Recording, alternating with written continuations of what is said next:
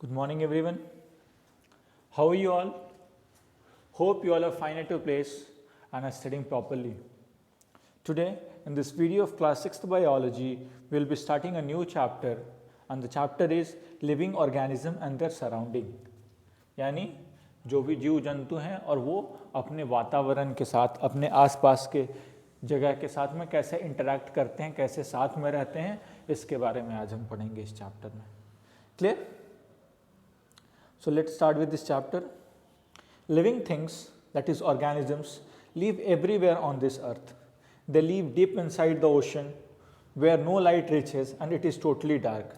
Living things जो होते हैं वो हर जगह पे रहते हैं, चाहे वो डेजर्ट हो, चाहे वो ओशंस हो, ठीक है. आप अपने घर के अगल बगल देख सकते हो, ठीक है. Even in soil thousands of living organisms are present. Earthworm, millipedes, centipedes, ये सब क्या हैं? सब प्रेजेंट हैं. Clear? So in our surrounding there are thousands और you can say million of living organisms.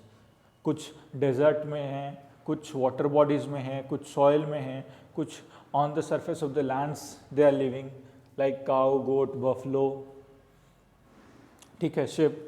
ये सब ऑर्गेनिजम्स कहाँ हैं? वो टेरेस्ट्रियल है, जो ज़मीन पे रह रहे हैं, ठीक है. अर्थवॉर्म है आपका, ये कहाँ रहता है आपका? In the soil. Fishes, they live in water. Camel lives in desert. So these are the different organisms that are and that have adapted themselves to the different conditions. Clear? They also live in high mountains which are always covered with snow. Snow leopard high mountains में रहते हैं जो कि covered होता है किससे? Snow से. Clear? They live all around your house and also inside your house. वो हमारे घर के अगल बगल भी रहते हैं और हमारे घर में भी रहते हैं, ठीक है. In fact, several organisms even live inside your body too. और सबसे आश्चर्यजनक चीज़ क्या है कि कुछ ऑर्गेनिजम्स हमारे बॉडी में भी होते हैं that are useful to us. There are various organisms that are useful to us and are present in our body. Clear? Plants and animals living in different places are different from each other. They adapt themselves to their surrounding. और plants और animals जो अलग अलग जगह पे रहते हैं वो एक दूसरे से अलग होते हैं, ठीक है. एक दूसरे से अलग दिखते हैं, एक दूसरे से अलग उनका ईटिंग हैबिट्स होता है, एक दूसरे से अलग उनका बॉडी स्ट्रक्चर होता है, ठीक है. Why? This is all done in order to give them a proper adaptation to the condition, ठीक है. जैसे कि आप एक स्नोई एरिया जहाँ पे स्नोफॉल होता है, so you will see in cold climate you will see there is polar bear. तो क्या होता है? उनके स्किन के ऊपर थिक फर होता है, ठीक है. A fur is present. What it provides insulation, ठीक है. For example, if you take our example, person who is living in colder region, they always wear woolen clothes, but when we are living in a warmer region we wear cotton clothes. Why? This is just the adaptation. Cold में रहने के लिए हमको cold से prevent करना है, तो वो कोल्ड से प्रिवेंट करने के लिए अपने आप को हम क्या यूज़ करते हैं? वुलन क्लोथ्स का यूज़ करते हैं. जबकि वहीं हम अगर किसी गर्म प्लेस में रहते हैं, हॉट प्लेस में रहते हैं, तो क्या होगा?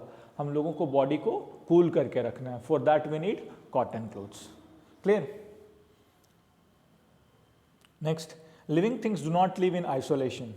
और लिविंग थिंग्स जो हैं वो आइसोलेशन, अकेलापन में नहीं रह सकते हैं.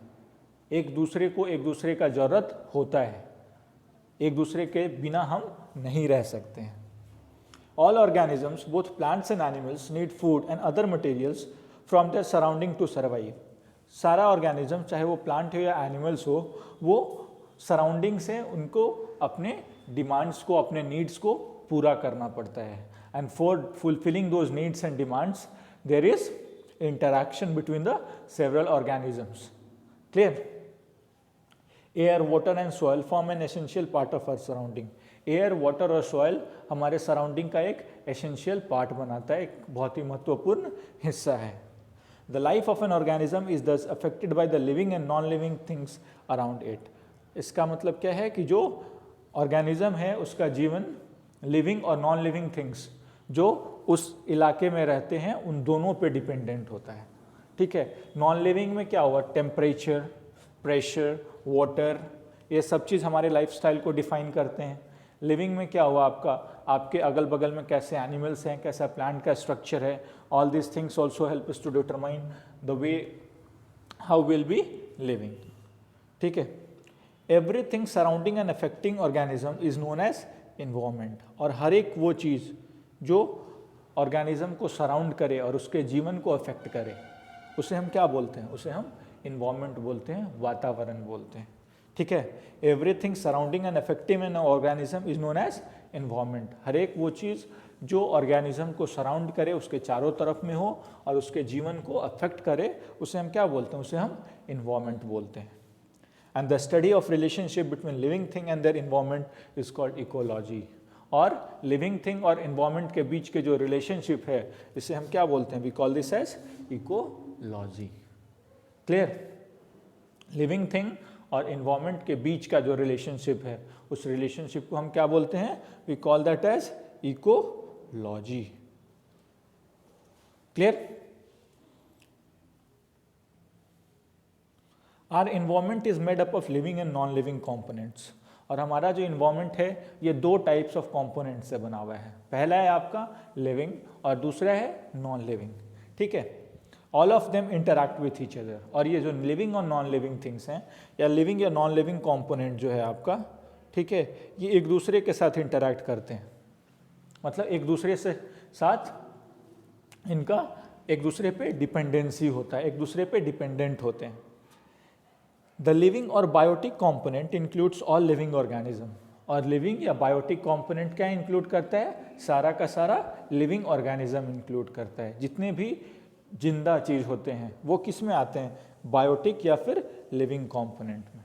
लिविंग कॉम्पोनेंट या बायोटिक कॉम्पोनेंट में क्या आता है, all those things that are living, that are alive. ठीक है, and they constitutes the biotic और बायोलॉजिकल इन्वायरमेंट। और ये क्या बनाते हैं, बायोटिक या फिर बायोलॉजिकल इन्वायरमेंट बनाते हैं। ठीक है, हर एक वो चीज़ जो लिविंग है वो क्या बनाता है, बायोटिक या फिर बायोलॉजिकल इन्वायरमेंट बनाता है। क्लियर? इसमें कौन कौन से होंगे, ह्यूमन बींग है, प्लांट्स है, एनिमल्स है, इंसेक्ट्स है, ठीक है, फिशेज हैं, ये सब क्या हैं, ये सब हमारे लिविंग कंपोनेंट हैं और बायोटिक कंपोनेंट हैं। जबकि नॉन लिविंग और एबायोटिक कंपोनेंट आपका क्या होता है, air, water, sunlight, temperature. Clear? Air, water, sunlight, temperature क्या बनाता है, ये नॉन लिविंग या फिर एबायोटिक कंपोनेंट बनाता है हमारे एटमॉस्फेयर का, हमारे इन्वायरमेंट का। This are the abiotic component of our environment. They constitute abiotic और फिजिकल इन्वायरमेंट। और जो नॉन लिविंग हैं या एबायोटिक कंपोनेंट हैं वो क्या बनाते हैं, एबायोटिक या फिर फिजिकल इन्वायरमेंट बनाते हैं। बायोटिक कंपोनेंट बायोलॉजिकल इन्वायरमेंट बनाते हैं, जबकि एबायोटिक कंपोनेंट हमारे फिजिकल इन्वायरमेंट का फॉर्मेशन करते हैं। Clearly, biotic component biological environment बनाते हैं, एबायोटिक कंपोनेंट हमारे फिजिकल इन्वायरमेंट बनाते हैं। You have to keep this in your mind. These are the two things that you have to keep from here in your mind. Next is biotic and abiotic component constitutes natural environment. और biotic और abiotic component जो है वो क्या बनाता है, natural environment बनाता है।